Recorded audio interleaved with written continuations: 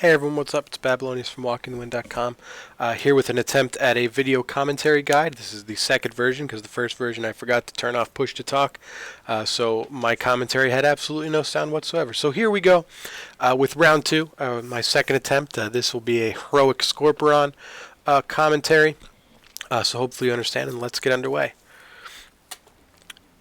Oh, it's supposed to mute it. So as you can see, I started off before the pull with a chi wave. I will follow it up with a flying serpent kick right here, and then with another chi wave once the cooldown is up, so that I start the fight with three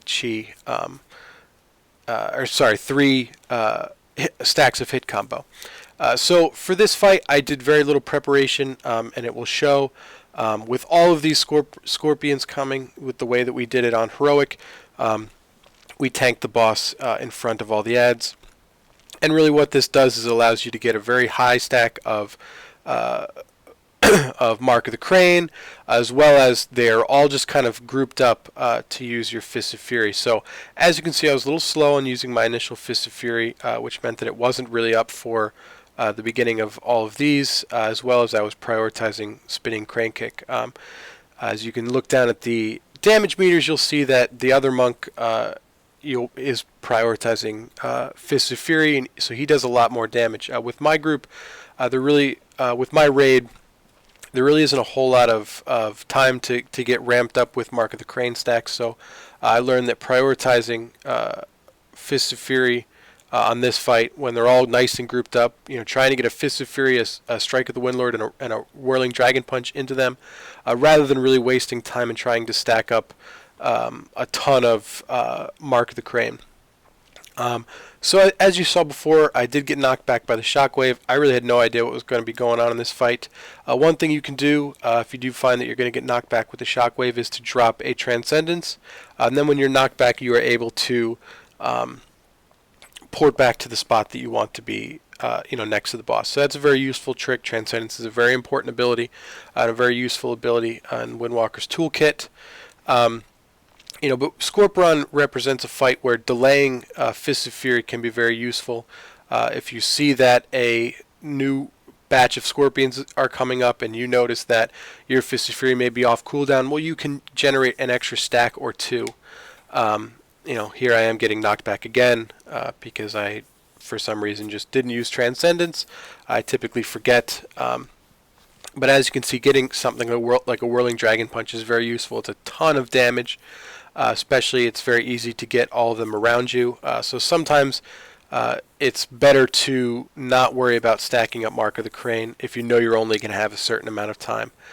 Because there are those break points, for when spinning crane kick would take over the other abilities. But if you're using at a fight like this, where, as you can see by my guild roster on the right, we have a lot of Death Knights, another Windwalker, so there's a lot of cleave in my raid. So typically things don't last very long. So when that's the case, I don't have the time to stack up Mark of the Crane, so I have to prioritize Fist of Fury. So even though there is a point where spinning crane kick becomes better than other abilities, sometimes it's best to kind of ignore those points and look at what's going to get you the most damage in the shortest amount of time. One thing that I neglect to do a lot of this is to stay away from the frontal cleave of the boss. The boss does cleave, so I take a lot of damage and I don't reflect it with Touch of Karma. This part, Chitinous Exoskeleton for Windwalkers, is not super important. We are not a single target focused spec.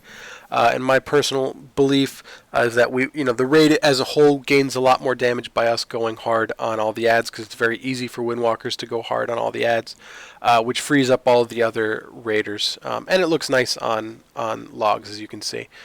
Not sure why I opened that stuff up. Must have hit something goofy, or maybe my daughter was sitting on my lap.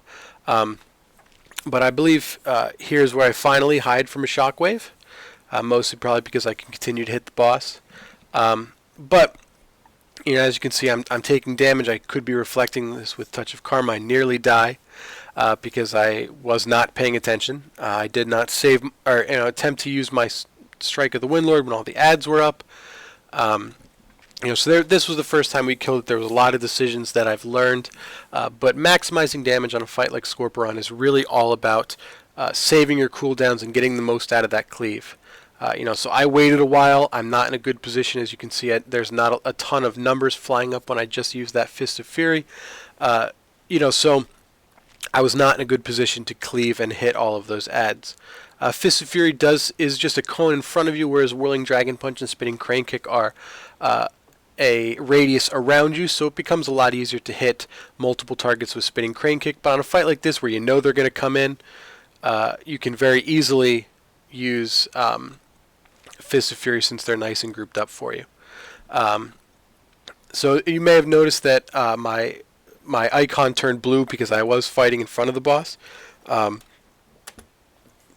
I'll pause it. I was, fighting in front of the boss, so I was parried, which prevented me from being able to use Fist of Fury. I had to use a blackout kick in order to use Tiger Palm again to generate enough chi. So that's all stuff to be conscious of, especially if you're going to be taking that risk of going in front of the boss.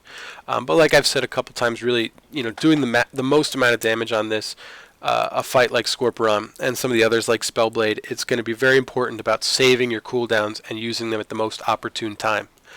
Using Storm, Earth, and Fire or Fist of Fury or any of those cooldowns on a single target is not going to net you anywhere near as much damage as saving it just a little bit longer until the next set of ads come out. So hopefully this is the style of video that people have been asking for. I understand that there's always the ones with the big production and more, similar to Fat Boss with guides and stuff like that.